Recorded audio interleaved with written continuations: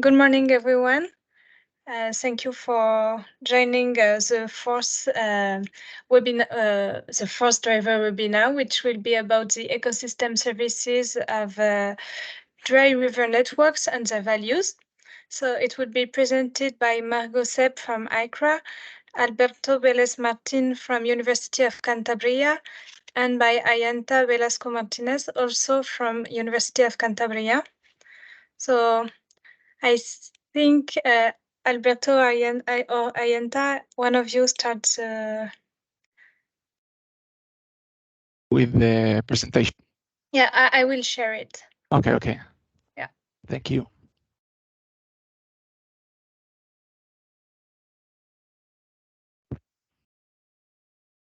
So you can see my screen? Yes, I can.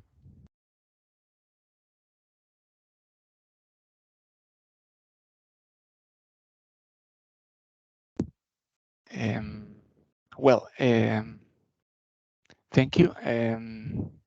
Well, I'm Alberto Velez. I'm and Ayanta Velasco. We are going to talk about the modeling of ecosystem services provision on the dry river network scale. And we are going to present the results and the methodologies that we have applied in the working package for the DRYvER project as a part of the freshwater ecosystem group here in the IH Cantabria. Next, please. Thank you. So here, just a brief outline of the things that we are going to talk about. I'm going to explain really briefly a small introduction and how we selected those the ecosystem services that we are going to explain later, and then we're going to jump into the methodology and some results. Thank you. Can you change the slides, please? Well,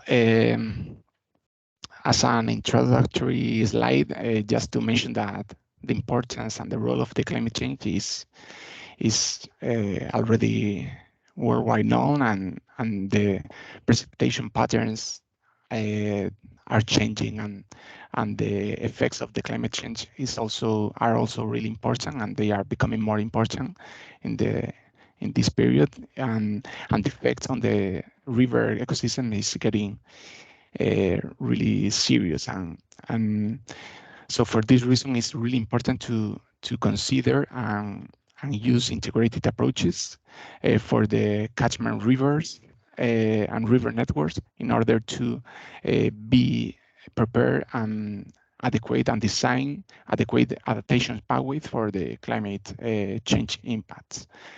In this point, it's important to mention that the ecosystem service modeling is a really powerful tool that is really important to assess the status of regulatory functions in the different landscape spatial units. And doing so, it's really important and is crucial and useful for identifying, for example, key hydrological processes, key ecological functions in the catchment, but also for identify key habitats and areas of ecological importance that are providing ecosystem services. So in conclusion, just to say that, conclude that the ecological ecosystem services modeling is crucial for understanding many of the processes that are taking place at the catchment scale. Next, please.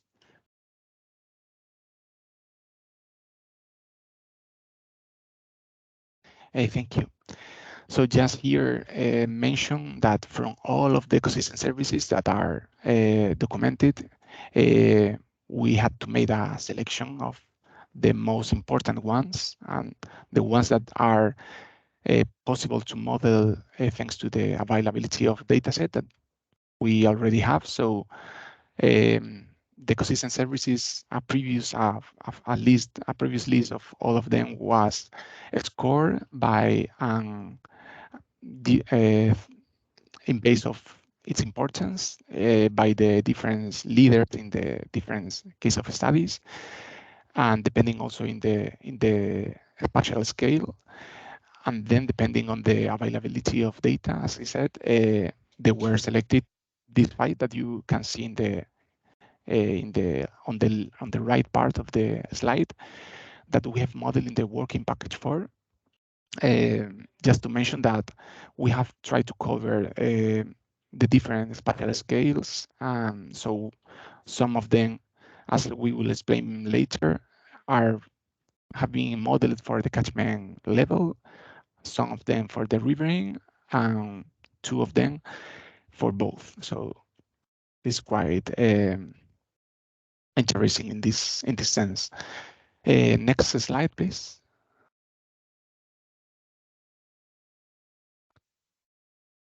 Thank you. To begin with, the first ecosystem services that we are going to talk about is the water provisioning one, which is directly related to the hydrological response of the catchment. Here in the working package 4, we were interested and it's related to the amount of superficial water circulating. We consider that it's available at a given time in the river network and excluding the lentic aquatic ecosystems. For doing so, we have to use the hydrological model developed by the working package 1 to simulate daily discharge generated for each reach in the 6 countries of the DRYvER project. So the first step that we did with that information, the daily discharge, was a selection of the reaches, segregating them based on the catchment area between headwater, middle, and lowland reaches. After that, we did the correspondence between the fluvial network and the synthetic network generated by NetMap in the working package 4. After that, we segregate the reaches according to the flow intermittencies between perennial and non-perennial reaches. And finally, between all these groups that we have selected and segregated, we calculate median values of the daily discharge, not also in an interannual scale, but also considering wet and dry seasons in order to observe interannual variability. So next, please.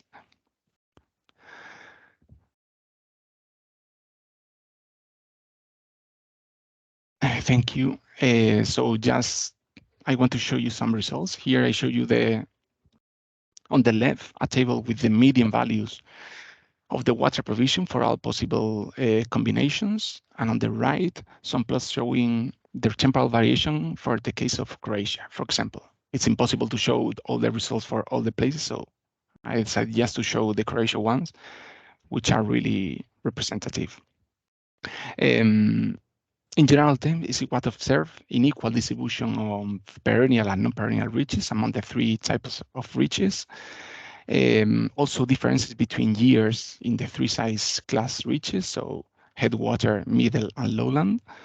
It was also observed a high interannual variability, as it was expected, comparing the wet and the dry season. But also it was a marked intra-annual difference for most of the catchments. So not all of them, because for example in France, I think so, the non-perennial reaches were larger than in the perennial ones. And for example, in Finland, there was a less marked seasonality, but it's also depending on the climate. So really interesting results. So next slide, please, and we move to the next ecosystem services. Thank you. Well, now I'm going to explain this ecosystem service, the drought mitigation, that is related to the hydrological response of the catchment linked to the potential to store water and then contribute to water availability over time. What we try to do here is to find which areas in the landscape are prone to infiltration and which areas within the landscape are more suitable for water retention. Next, please.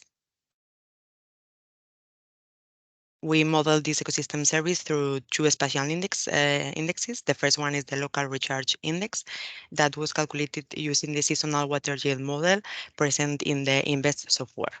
The local recharge is the portion of precipitation that infiltrates into the soil and contributes to subsurface and groundwater flows. What we achieve with this is to find those places within the landscape that are prone to local recharge or infiltration. Then that information was transferred to the functional units, the drainage winds in this case, and we prioritized them according to the percentiles 25, 50, and 75.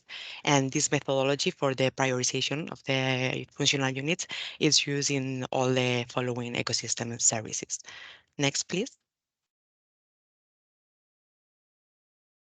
Well, here I'm showing the results for the Croatian case study as an example. Local recharge is here interpreted as a special indicator where higher values mean higher local recharge or infiltration. For all the case studies, the higher values of this index are found in those places where the precipitation is the highest and where the forest is the land cover. And the lower values of the index are found are related to two main factors: higher runoff generation and a higher evapotranspiration rate, and that is found mainly in the agricultural areas and grasslands. The higher rates for this index in the Croatian catchment are found in the upper part of the catchment, where there is a higher percentage of forest. So in this sense, we can say that the presence of forest plays an important role in improving the infiltration and helping to generate a slower hydrological response of the catchment. The drainage winds dominated by forests, those with more than 60%, are shown in green in the second picture, and we consider that they contribute to the generation of this ecosystem service. Next, please.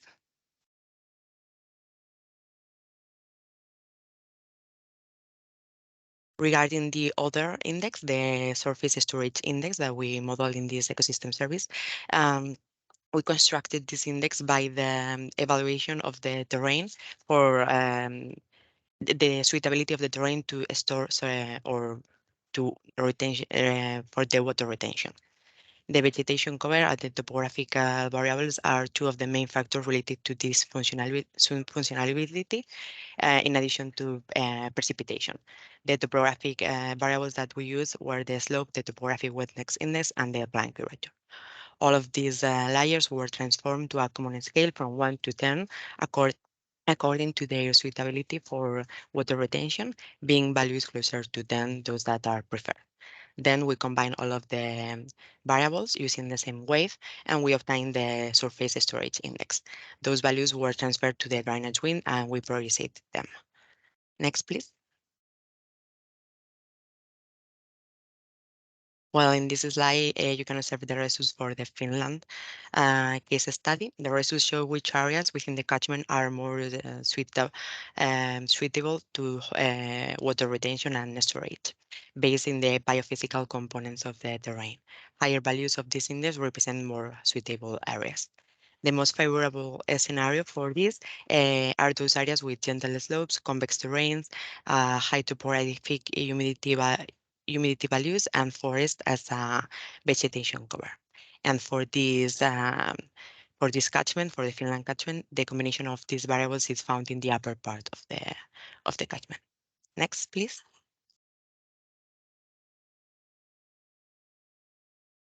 Well, let's talk about how we model the erosion regulation ecosystem services. To begin with, we have to mention that it constitutes the role that ecosystem and vegetation play in retaining soil or avoiding soil being eroded as a result of wind or runoff water. In this case, we are going to be focused on the erosion mitigation by forests in the slopes and floodplains, which are the two most interesting processes that happen in the catchment scale. First process related in that happening in the slope is the erosion regulation due to the presence of forest acting as an element and providing ecosystem services element at the resource of the erosion process. Then we will calculate how the riparian forest is acting as a filtering element in the floodplains, retaining the particles that were previously transported along the slopes. For doing so, the first step was calculate an index, the generic erosion potential, for every pixel in the catchment.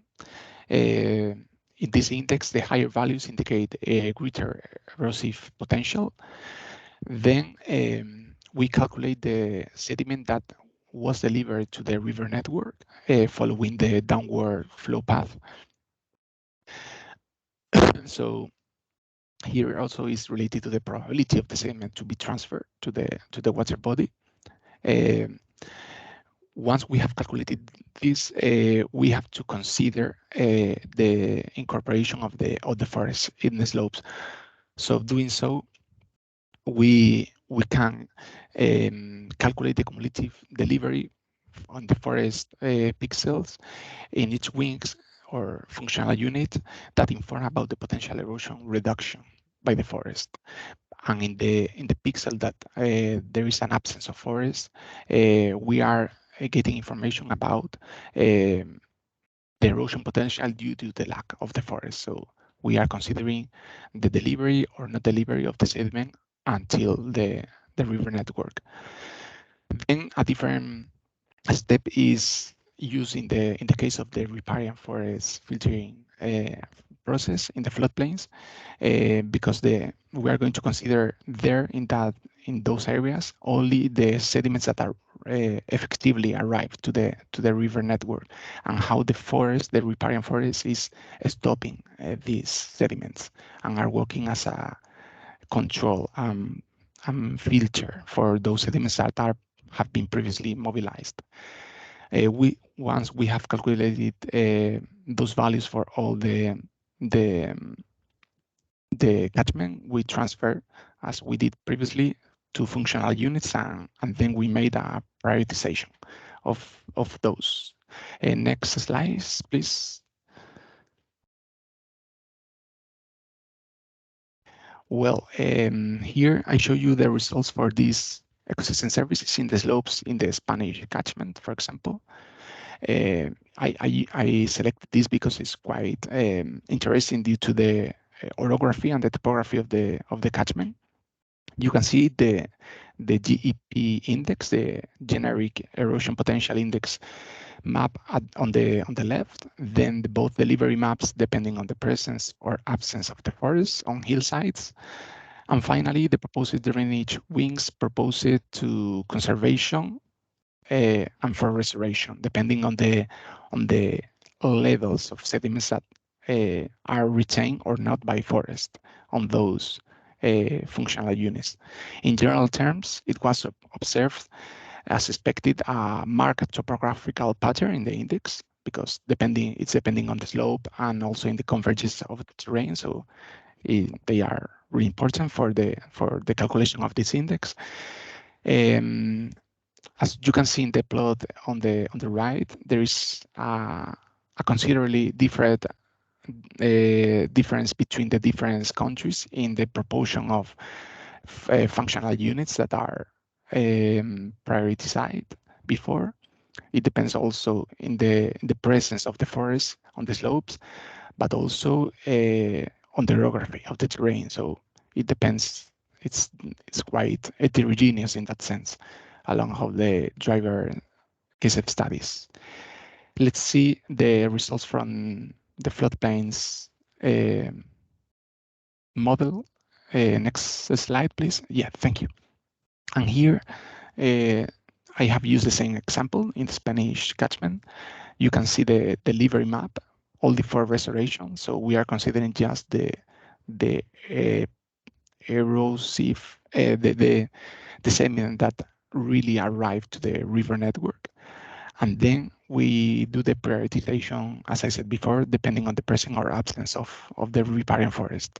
And as you can see here, depending of those variables, we have do a proportion or a prioritization of those reached along all the catchments. And as you can see on the right in the plot, there is, as before, a highly variability, spatial variability between the different catchments. So next slide, please. Well, I'm going to explain the flood relation now, and that is the capacity of the catchment to reduce and mitigate the probability of flooding after an event of intense precipitation. As for the erosion ecosystem service, we model this in two different parts of the landscape. In slopes, due to the presence of forest there is related to a higher hydrological stability, and in floodplains, because the lateral connection between the river and its well-conserved floodplain reduces the flood risk in downstream areas. Next, please. Starting with the flood regulation in slopes. We evaluate this through the potential of a hillside to generate runoff, as well as their potential mitigation by the presence of forest. First, we calculate the potential to generate the runoff based on the abiotic factors that mainly control the infiltration at the hillside scale, the slope, the soil permeability, and the distribution of precipitation. And then we incorporate the presence of forest because of their capacity to regulate flows. With all of this, we obtain the hydrological regulation index, and we transfer that information to the drainage wings, and we prioritize them. Next, please. I show here the results for the Spanish case study.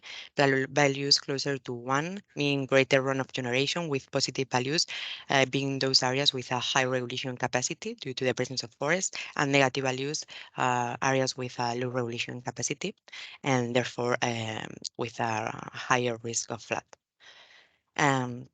The spatial distribution of this index depends on the orography of the catchment. And for Spain, the higher runoff generation without regulation is found in the upper part of the catchment. The positive drainage winds in the second picture in green are areas where we consider that the ecosystem service is already being provided. And the negative drainage winds in the third picture are areas where we consider that they are potential to generate the service, but they are not providing this service now. Next, please. Well, on the other hand, flood relation in floodplains was quantified as the volume of water that could potentially be stored in a flood event that overflows the channel, and the delineation of the floodplains functional units and the estimation of the volume were made using some tools belonging to the NetMap software.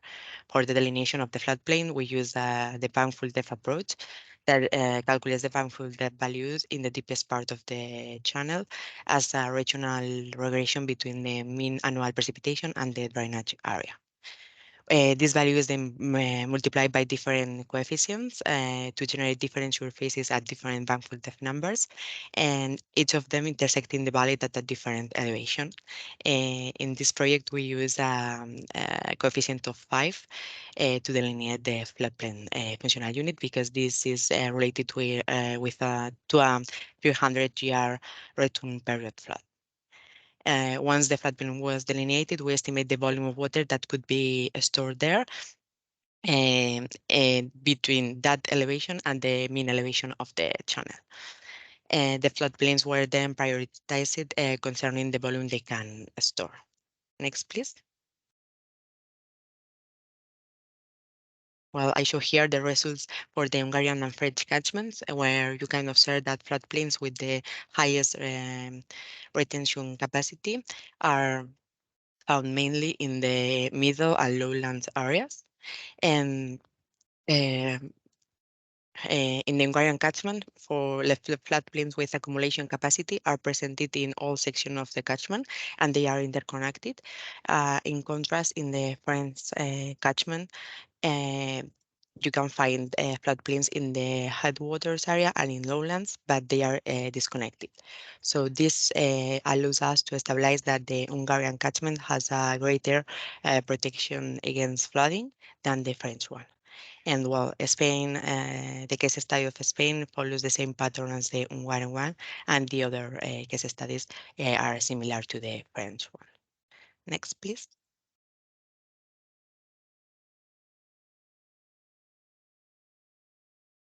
Well, and this the last of the ecosystem services that we are going to talk about. this is the thermal regulation, which is related with the effect of reducing the incident solar radiation in the river due to the effect of the shadow produced by riparian forest.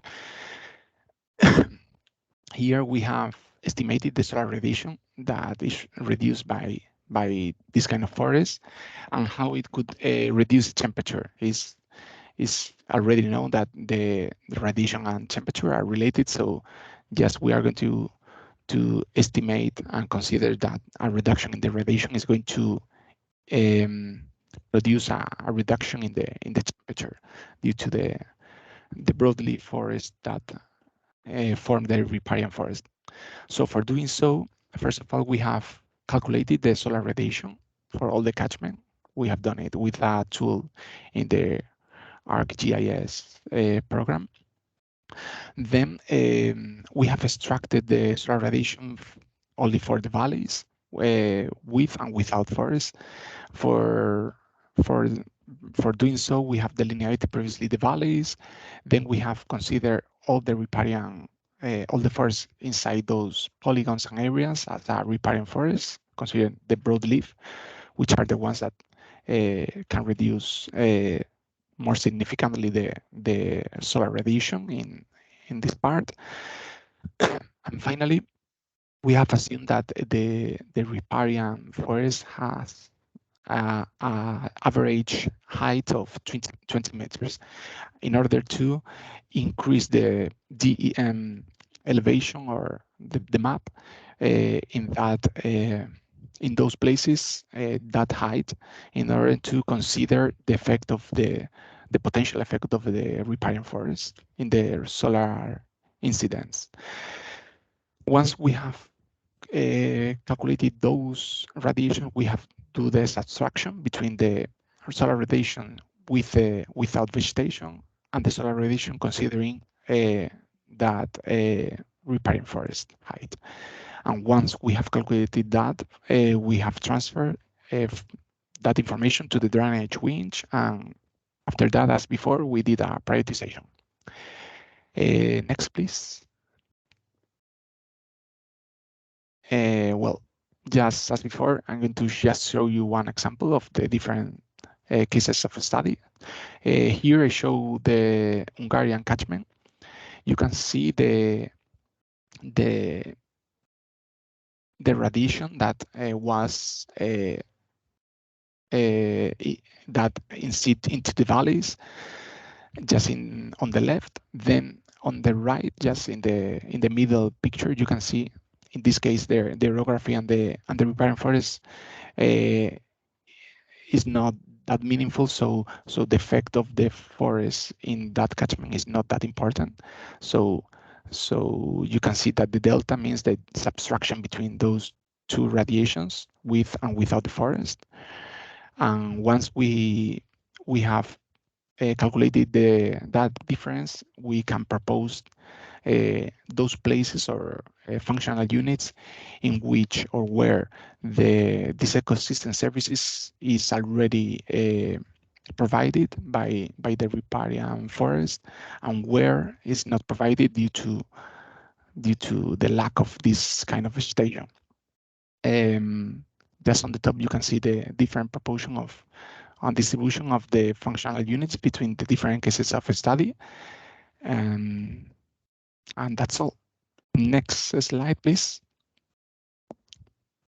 Yes, and just to conclude all the presentation, as we have seen, this kind of approach for modeling ecosystem services is quite easy to replicate because we are using global, open, and free databases that are already available.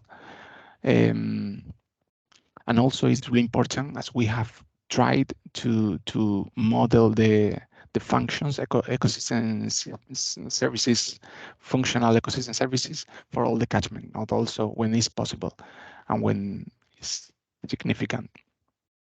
Despite of that, we know that there are things that can be improved. As all, we try to do the model that could be applicable in other contexts. So for example, one of the improvements that we have and we know that could be improved is just to consider all the ecosystem services together, trying to identify multifunctional hotspots where there are more or less ecosystem services provided, and identify key areas with higher importance in that sense. And also, as I explained before, and we explained, most of the ecosystem services are not responsive for climate change yet. So it could be really interesting to incorporate temporal variability in order to achieve that aim and see how those functional ecosystem services could be changed due to the effects of the climate change. And that's all. And next slide, please. Yeah, here just a slide just where we show the different variables that we have applied in the different ecosystem services. Just in order you want to check or see it later as a summary. So we don't have to tell nothing about this now.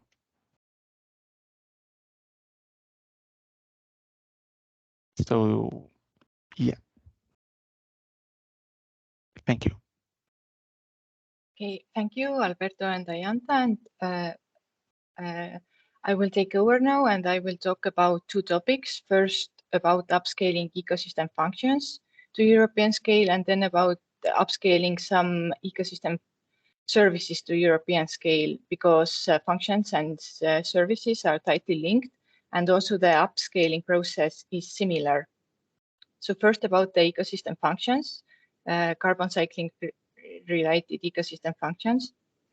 Although rivers and streams cover less than 1% of land surface, they are an important quantitative component in the global carbon cycle. Roughly half of the carbon inland waters receive from terrestrial ecosystems is returned to the atmosphere before reaching the oceans.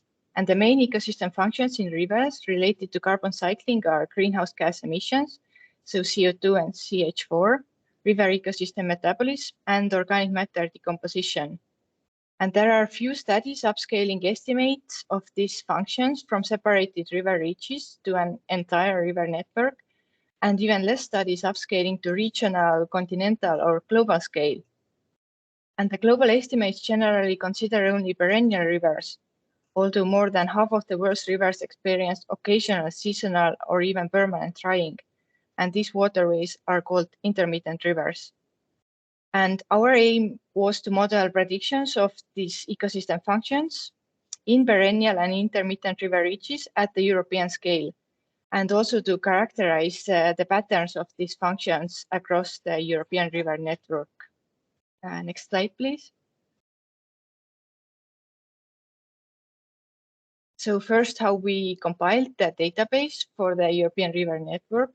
So we got the river network with the monthly discharge values from work package 1. So many thanks to them for this great work. And this network contains around 1.5 million river reaches. And for the attributes, so the static, climatic, and land use and land cover attributes for all these reaches were provided by Mattis Messager. Many thanks to him also. And these attributes are the same as in River Atlas, but on a finer resolution. And we also calculated some additional attributes using R, QGIS, and Python graph. For example, monthly dry and flowing surface area of each reach, and this was used for CO2 emissions and river ecosystem metabolism predictions. Next slide, please. But when extrapolating from sampling sites to European scale, it is important to consider the range of values of the attributes used in the models. For example, for discharge, there is a 500-fold difference between maximum values of sites sampled in focal DRNs, which we used for upscaling, and in the European river network. And as you can see on the graph, so for the sampling sites, the highest stream order was order 4, but for the whole European network, the reaches are up to stream order 9. Next slide, please.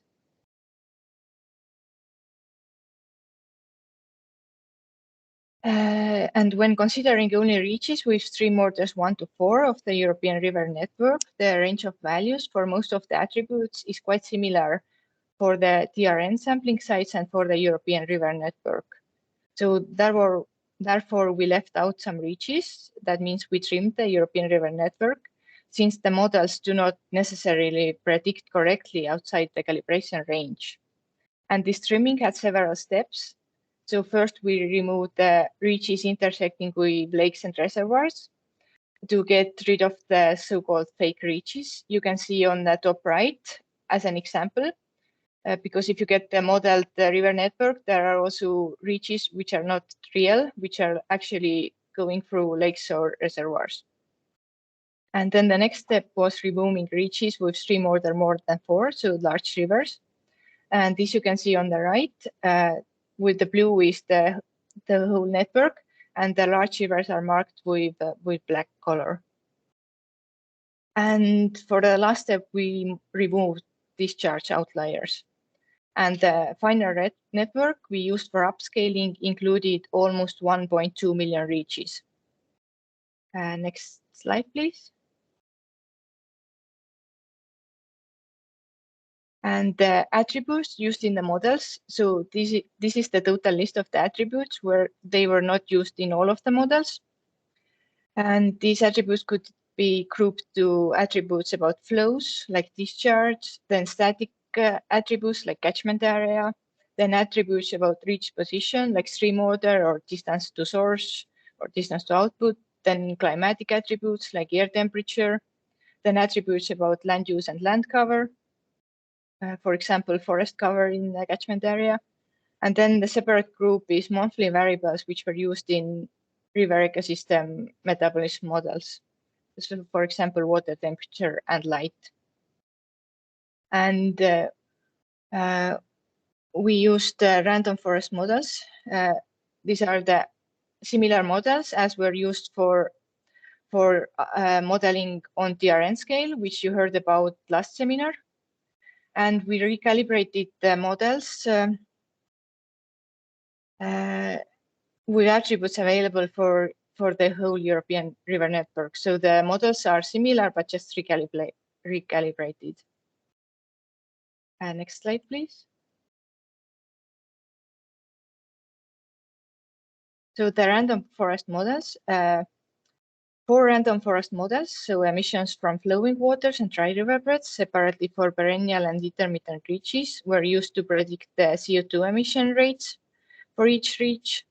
And for the river ecosystem metabolism, 2 random forest models were used, one for cross-primary production and the other for ecosystem respiration.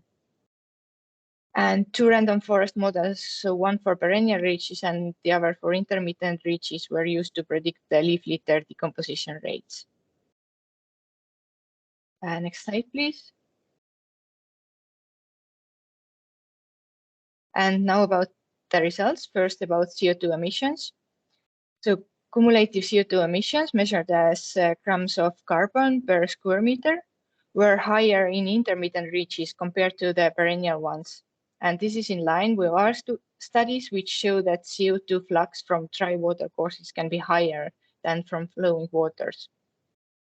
And the temporal patterns showed that CO2 emissions were higher during the dry phase than in the pre-dry or post-dry phases. So the phases I'm going to use later also in the presentation, these are free hydrological phases, the same as were used for DRN scale.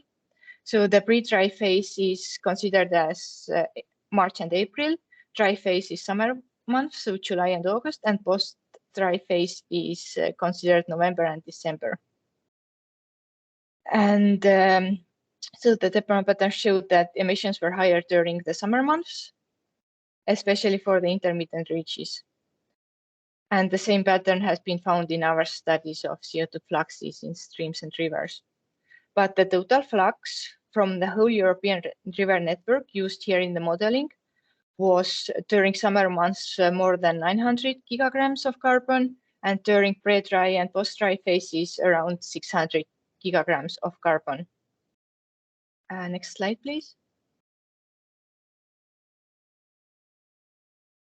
Now I'm also going to talk about different regions in Europe, and these regions are based on hydrobasins level 2 subunits, so from the hydrosheds, and the regions can be seen in the table on the right.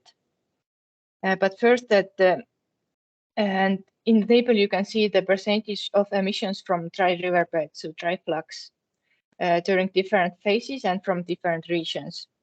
And during the dry phase, almost half of the CO2 emissions for the whole European river network was from dry riverbeds. And in the East, South, and West Europe, even more than half. In North Europe, Iceland, and Norway, the proportion of dry fluxes were lower. But however, even in North Europe, dry riverbeds were responsible for 40% of the total emissions during summer. And this also confirmed previous findings that omitting intermittent rivers from global or continental scale CO2 emission estimates results in significant underestimation.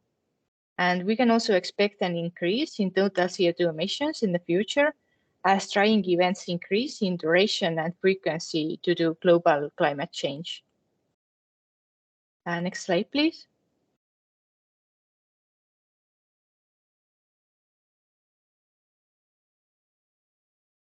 Here you can see the cumulative CO2 emissions per area for the whole European river network.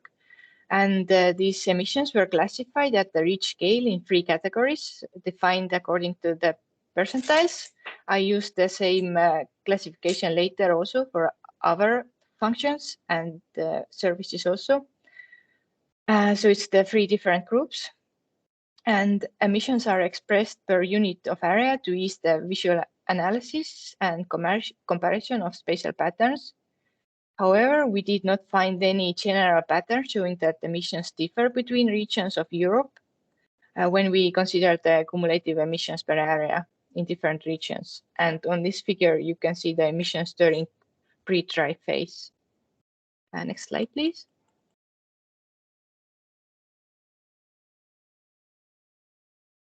So CO2 emissions were highest during the dry phase in most of the regions in Europe. So this figure is showing the CO2 emissions during the dry phase. Next slide, please.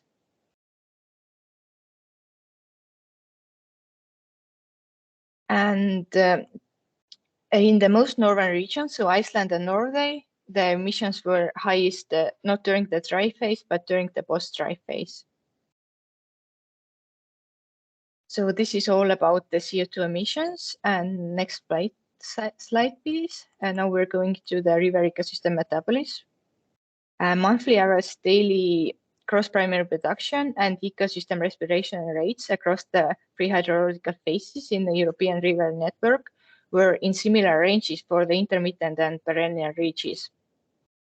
And the GPP rates were lower than ER rates, meaning that most of the reaches in the European river network were heterotrophic.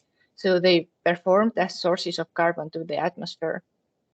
And temporal patterns showed that GPP and ER were lower during the post-dry phase. And this pattern is probably caused by higher light and temperature during the pre-dry and dry phases compared to the post-dry phase. And these patterns were the same when we convert the values to the carbon processed per wetted area. Next slide, please.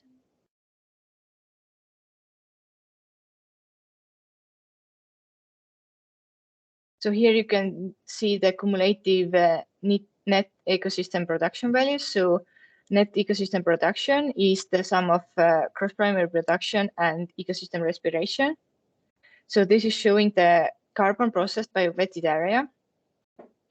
And on the figure you can see, and also these were classified the same to 3 categories according to the percentiles. But when NEP was positive, so above 0, it was shown with a different color. And all regions had some autotrophic reaches, so with positive NEP, except Iceland and Norway, where all the reaches were heterotrophic during all 3 hydrological phases. And this figure is showing the pre-dry phase. And next slide, please.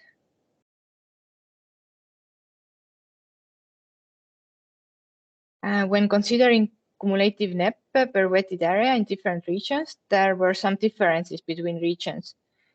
So NEP was the most heterotrophic in East and West Europe.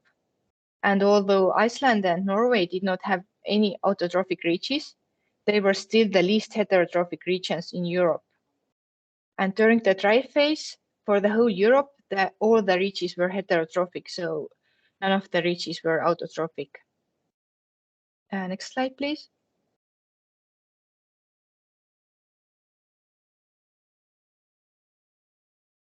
But the NEP was less negative during the post-dry phase for all regions in Europe. And as you can see, like some reaches are missing, so these reaches were totally dry or frozen. That's why there are no values for the NEP for these reaches. And this is all about the ecosystem metabolism. So next slide, please. So let's now turn to the leaf litter decomposition. So leaf litter decomposition rate values in degree days in the European river network were higher in perennial reaches compared to intermittent ones. And temporal patterns showed that decomposition rates in perennial reaches were higher during the dry phase than in our phases.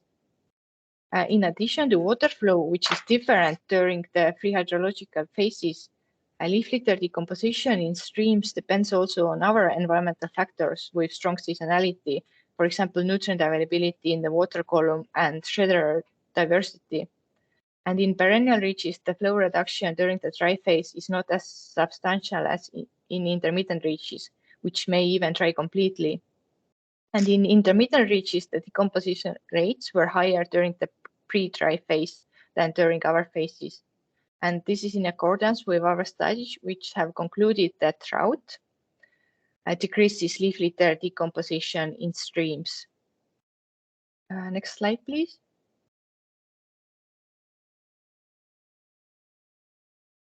And the spatial patterns of leaf litter decomposition indicate some differences. Predicted leaf litter decomposition, I must say that predicted leaf litter decomposition rates are hypothetical, and they were modeled for all reaches, including also the reaches which in reality do not receive leaf litter input, so reaches without trees in the catchment area. And here are the spatial patterns for the pre-dry phase, and also in 3 categories. Next slide, please.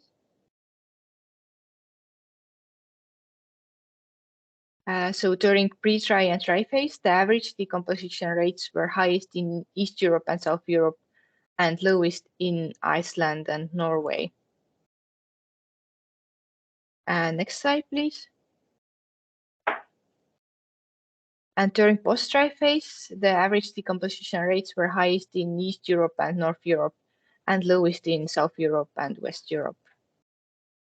And this is all about the functions. And now we can turn to the ecosystem services. Next slide, please.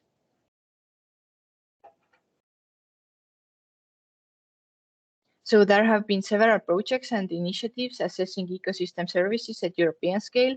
For example, Mars project and the European Union Inca project. But nevertheless, there are still a lot of knowledge gaps which hamper the quantification and mapping of ecosystem services provision in river networks on larger scale, for example, at European scale. And our aim is to model the provisioning of ecosystem services later for more services similar to the DRN scale, but at the moment we have only results for 2 services, so water provisioning and dilution capacity. So later we also plan to do the upscaling, for example, maybe for the drought regulation or flood regulation. And the aim is also to upscale, so this provisioning of these services in perennial and intermittent reaches at the European scale, and also to describe their patterns across the European river network. Next slide, please. So water provisioning was calculated differently as for DRNs. So here we calculated, we also used the discharge data from work package 1, the same as for functions. but the water provisioning in cubic hectometers was calculated for the most downstream reaches and also for these 3 phases, and also for the whole year. So it's a different approach as for DRN scale. And for the dilution capacity, so the dilution factor is river capacity to dilute wastewater treatment plant discharge, and it is the ratio between the river flow and the wastewater treatment plant discharge. And the annual volume of wastewater treated in 2019 in EU by wastewater treatment plants was obtained from Water-Based Urban Wastewater Treatment Directive dataset. And this dataset includes more than 21,000 wastewater treatment plants and almost 24,000 discharge points. However, the mean annual volume of wastewater treated, which we considered as the discharge volume, was provided only for 16,000 wastewater treatment plants. And the discharge points discharging into rivers were georeferenced to the closest reaches. And this could be done, and therefore the dilution factor could be calculated for around 15,000 reaches. And the dilution factor was calculated using the following equation you can see here, where Q is the annual reach discharge and W is annual discharge wastewater into the corresponding reach. Next slide, please.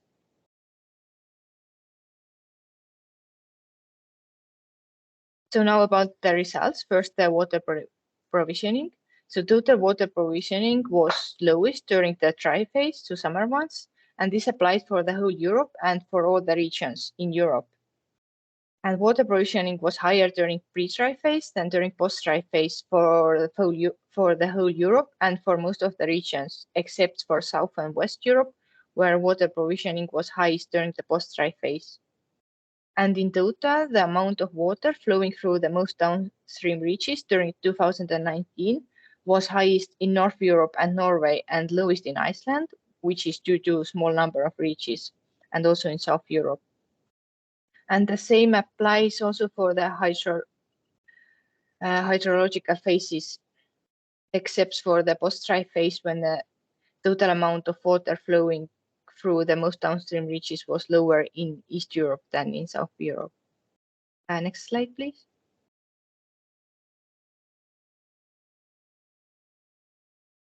So water provisioning in cubic hectometers in the most downstream reaches was also grouped in 3 categories. And when considering water provisioning at the reach scale in different regions, there were some differences between the regions. And here you can see during the pre-dry phase. Next slide, please.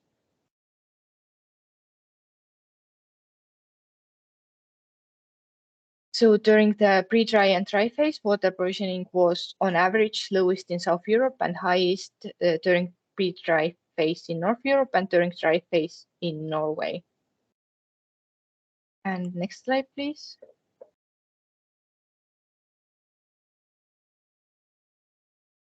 And during the post-dry phase, water provisioning was on average lowest in East Europe and highest actually in South Europe.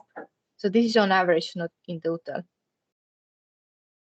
And this is all about the water provisioning. Now about the dilution capacity. So dilution factor was calculated for 15,000 reaches, and 11,000 of them were perennial and the others intermittent.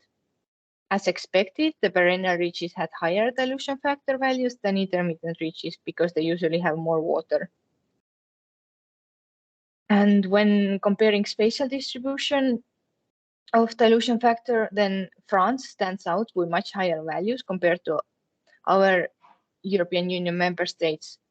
But the France and also Germany have considerably higher number of wastewater treatment plants than our member states, at least which are recorded in this data set. Next slide, please. So the dilution factor values were again classified in 3 categories. And here you can see that France really stands out, but also Romania had higher dilution factor values compared to our member states. And the dilution factor values were lowest in Ireland, Cyprus, Finland, and Belgium, but also the number of wastewater treatment plants reporting discharged wastewater volume was very low in these countries, so we can't make very firm conclusions about that. And as you can see, there are missing values from a lot of member states, so this data set is not with very good coverage. Next slide, please. So now to conclude up, our results highlight several key results. The vast majority of reaches in Europe are heterotrophic, so they acted as a source of carbon to the atmosphere. And emissions from dry river beds accounted for almost half of total emissions during the dry phase, and for 17% and 21% during the pre-dry and post-dry phases for the whole European network, but excluding the large rivers, which we didn't include in the modeling. So this highlights the importance of intermittent rivers in continental and global carbon cycling estimates.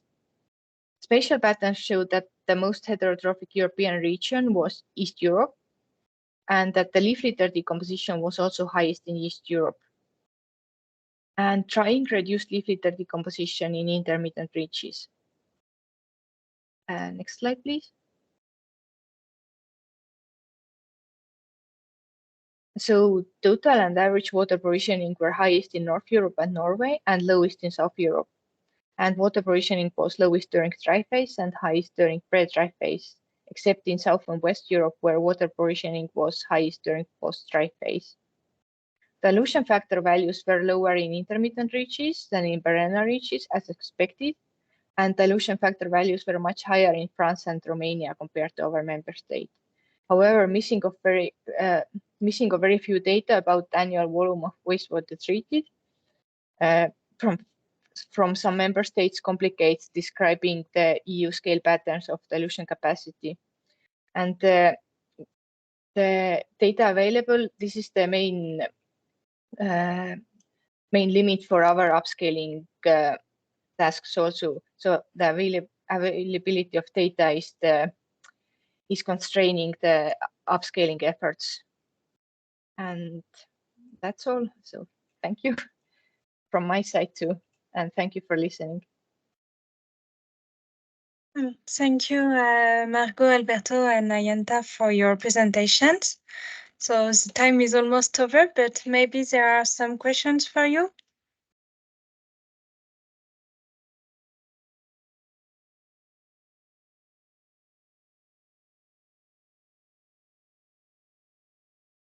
Okay, so me, I have a question. How do you explain that for some ecosystem services, the same functional unit can be proposed for conservation and restoration actions at the same time?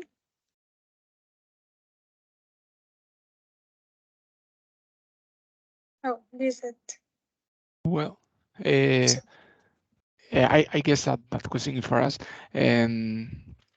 Well, in the maps that we have shown, we have seen that there are some areas that could be conserved, but also restored at the same, that are proposed to be restored or conserved at the same time. And it's due to that there is a spatial heterogeneity and distribution of the forest, for example, inside the functional units. So the same area could be provide, depending on the surface of forest, for example, could provide a service, but in the same area of a functional unit, there could be places that, despite of being, for example, I'm thinking on erosion, for example, that despite of the topographical conditions that are provoking that pixel has a higher index, maybe the presence of absence of forest could be change the sense of the service. So that could be an explanation of that. Okay, thank you. Lisette, go ahead, please.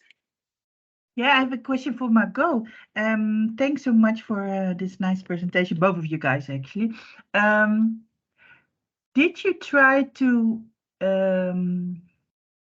take the wastewater treatment density as a covariable in your analysis? because it seems that it's very much driven by the density of the wastewater treatments.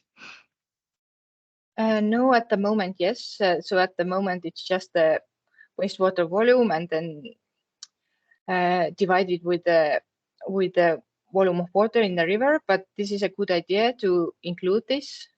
Because, yeah, just to check for this, because yeah, the problem perhaps of and there's of course there's also a difference in wastewater treatment efficiency, right? And this may be my prejudice, but I would say along a northeast gradient, or west east, and perhaps to some extent north south. So that also maybe is playing a role here. But it's my prejudice, but yes, it's a very good idea, and we try to include it later. Thanks.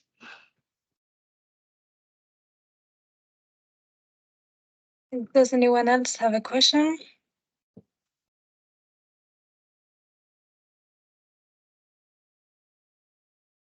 Okay, well, the time is over. So thank you again for your presentations, and thank you everyone for attending the webinar.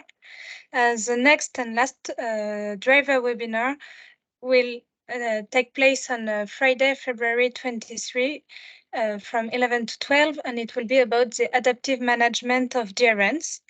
So you will soon receive the information either by LinkedIn or by mail. And don't forget that if you didn't have time to watch the other webinars, they are on DRYvER website. Yeah. Thank you very much. Thank you. Bye. Bye-bye.